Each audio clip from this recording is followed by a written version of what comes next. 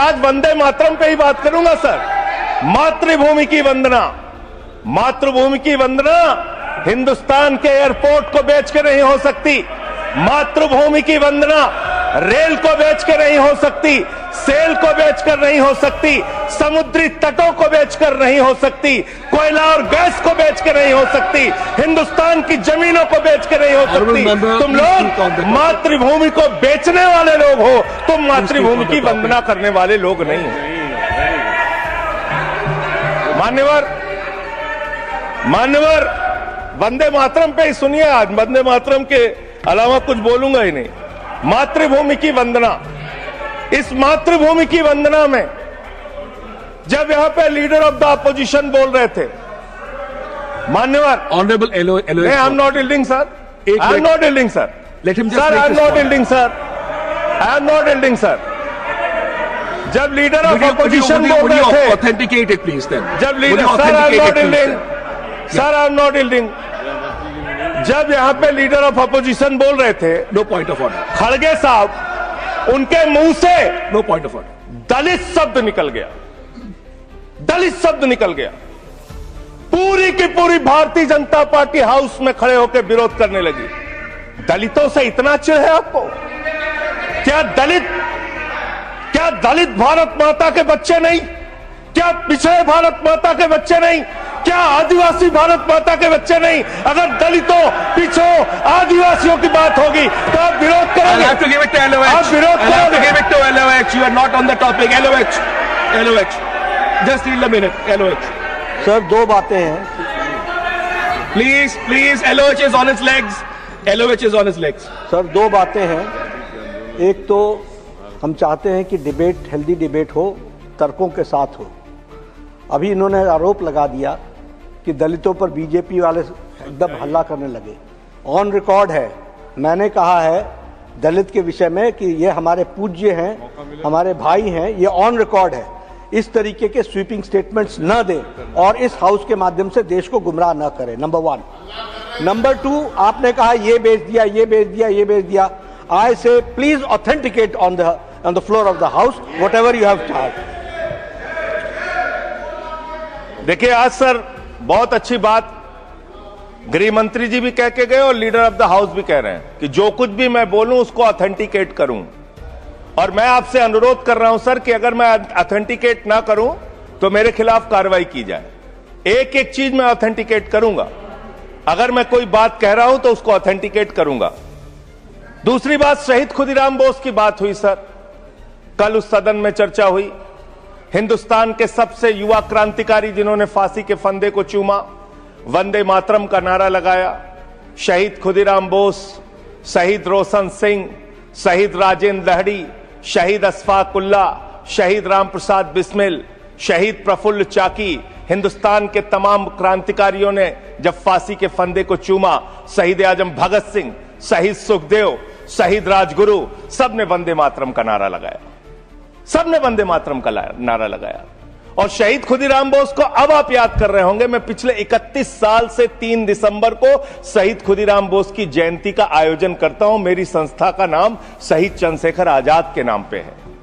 शहीद खुदीराम बोस हिंदुस्तान के वो क्रांतिकारी थे, जब उनको फांसी के फंदे पे चढ़ाया गया और उनका जब अंतिम संस्कार हुआ तो जो राख उनके अंतिम संस्कार से निकली मान्यवर, उसको बंगाल की माए तावीज बना के अपने बच्चों को पहनाती थी कि ऐसे ही बनना हिंदुस्तान के लिए क्रांतिकारी। यह इतिहास, यह हिंदुस्तान का इतिहास। लेकिन मैं आपके माध्यम से इस सरकार से पूछना चाहता हूं, आपके पुरखे इस वक्त क्या कर रहे थे जब शहीद आजम भगत सिंह वंदे मातरम लगा रहे थे, शहीद सुखदेव वंदे मातरम लगा रहे थे, शहीद राजगुरु वंदे मातरम का नारा लगा रहे थे, शहीद खुदीराम बोस वंदे मातरम का नारा लगा रहे थे। उस वक्त आप क्या कर रहे थे? क्या कर रहे थे आप? वंदे मातरम का नारा लगाकर लोग जेल गए, लाठियां पड़ी उनको। मैं आपके माध्यम से इस सरकार से पूछना चाहता हूं, आरएसएस के 4 लोगों का नाम बताओ जो वंदे मातरम नारा लगा के जेल गए, उनका नाम बताओ आप। 4 लोगों का नाम बताओ आप, अपने 4 पुरखों का नाम आप बताओ। आप नहीं बता सकते क्योंकि आजादी के आंदोलन में आपका कोई इतिहास नहीं, आजादी के आंदोलन में आपका कोई इतिहास नहीं, यही आपकी कुंठा है। तो इसलिए कभी आप कहते हो सरदार वल्लभ भाई पटेल आपके हैं। अरे भैया, सरदार वल्लभ भाई पटेल ने आरएसएस के ऊपर बैन लगाया था, यह रिकॉर्डेड हिस्ट्री है। और जब 18 महीने जेल में रखा गया आरएसएस के लोगों को राष्ट्रपिता महात्मा गांधी की हत्या के अपराध में, जब उनको छोड़ा गया, बैन हटाया गया, तो उसमें शर्त लगाई कि आप राष्ट्रीय ध्वज को मानेंगे, यानी कि आप तिरंगे झंडे को भी नहीं मानते थे। आपने 52 साल तक हिंदुस्तान का तिरंगा झंडा आरएसएस के मुख्यालय पे नहीं फहराया सर, नहीं फहराया। और 3 लोगों ने आरएसएस के मुख्यालय पर जब ये झंडा फहराया, उन तीनों के नाम मैं पढ़ रहा हूं, विजय, उन्मत, दिलीप, इन तीनों लोगों के खिलाफ आरएसएस ने एफआईआर दर्ज कराई। किस अपराध में? कि हमारे दफ्तर में तिरंगा क्यों फहरा दिया। और कितने साल तक मुकदमा लड़े? 13 साल तक मुकदमा लड़े। यह है आपकी असलियत। आप तिरंगे का विरोध करते हैं, भारत के राष्ट्रीय ध्वज का विरोध करते हैं। जो लोग तिरंगे और राष्ट्रीय ध्वज का विरोध कर सकते हैं, वो भारत माता के सच्चे सपूत नहीं है, वो नहीं है हमारे निगाह में। और मैं आपको बताता हूं सर, ये है 28 दिसंबर 1949 का ऑर्गेनाइजर पत्र। इसको भी रखूंगा क्योंकि आज गृह मंत्री जी और लीडर ऑफ द हाउस दोनों कह के गए रिकॉर्ड पे सारी चीजें आनी चाहिए। इसको रिकॉर्ड पे रखना चाहिए। इतिहास देश को पता चलना चाहिए, किन लोगों ने देश के साथ गद्दारी की, किन लोगों ने तिरंगे का विरोध किया, किन लोगों ने राष्ट्रगान का विरोध किया। आपको ये पढ़ के सुनाना चाहता हूं। ये ऑर्गेनाइजर है, क्या लिख रहा है? What is the moral sanction behind government's choice of Jan Gana Man, except that it can be made an item of entertainment? आप राष्ट्रगान का विरोध कर रहे हैं, आप भारत के राष्ट्रगान का विरोध कर रहे हैं। आपके मुख्य पत्र में भारत के राष्ट्रगान का विरोध लिखा गया है। इसके लिए भारत के प्रधानमंत्री को और पूरी की पूरी भारतीय जनता पार्टी को, जो अपने आप को आरएसएस को अपना आदर्श मानती है, पूरे देश से माफी मांगनी चाहिए। यह रिकॉर्ड पे लाऊंगा सर, इसको रख लीजिएगा, ये रिकॉर्ड पे रखा जाए। मान्यवर, फिर से बोल दे रहा हूं, 28 दिसंबर 1949 ऑर्गेनाइजर अखबार, जो आरएसएस का मुख्य पत्र है। और इस आरएसएस के मुख्य पत्र में फिर से लिख दे रहा हूं, फिर से पढ़ दे रहा हूं क्या लिखा हुआ है। What is the moral sanction behind government's choice of Jan Gana Man? Unnecessarily it will get provoked. It can be made an item of entertainment. Please continue. ये लिखा Sanjay ji, unnecessarily provoke. Continue. अच्छा सर, मैं आपसे ये कहना चाहता हूं कि आपने तिरंगे का विरोध किया, राष्ट्रगान का विरोध किया, वंदे मातरम आपने लगाया नहीं कभी। कोई आपका व्यक्ति देश की आजादी के आंदोलन में जेल नहीं गया कभी। आपने कोई देश के लिए, हमारे यहां अवधि में कहावत है, नाखून कटाए कि शहीद ना बना भैया। तू तो नाखूनों नहीं कटाया भैया, बिना नाखून कटाए शहीद बना चाहता है, बिना नाखून कटाए शहीद। ऐसे काम नहीं चलेगा सर।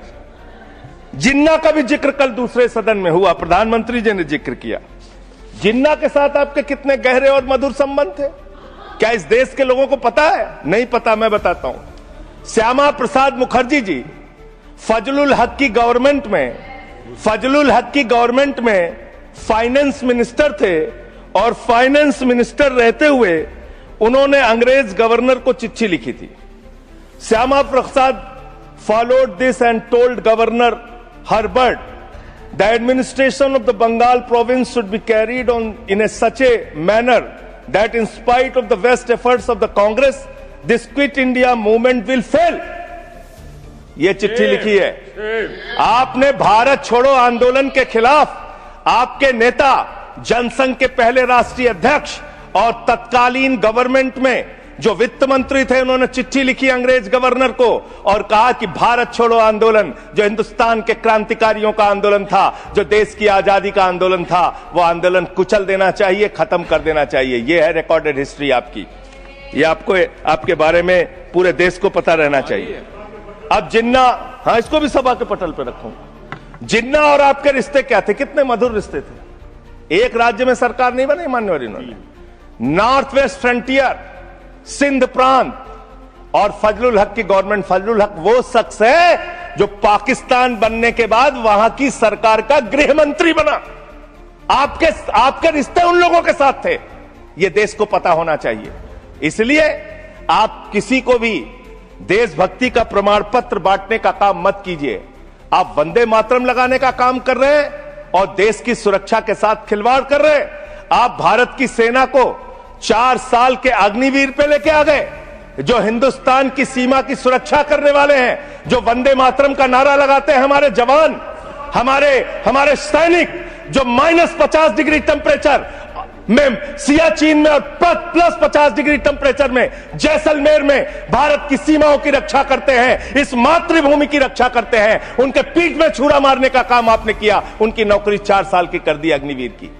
आपको मातृभूमि से प्यार है, आप देशभक्ति की बात करेंगे, आप देशभक्ति की बात कर रहे हैं। अरे मैंने साइकिल चोर सुना था, लॉकेट चोर सुना था, स्कूटर चोर सुना था, मैंने सुना था तमाम तरह के चोर होते हैं। आप लोग तो वोट चोर निकल गए हिंदुस्तान के अंदर।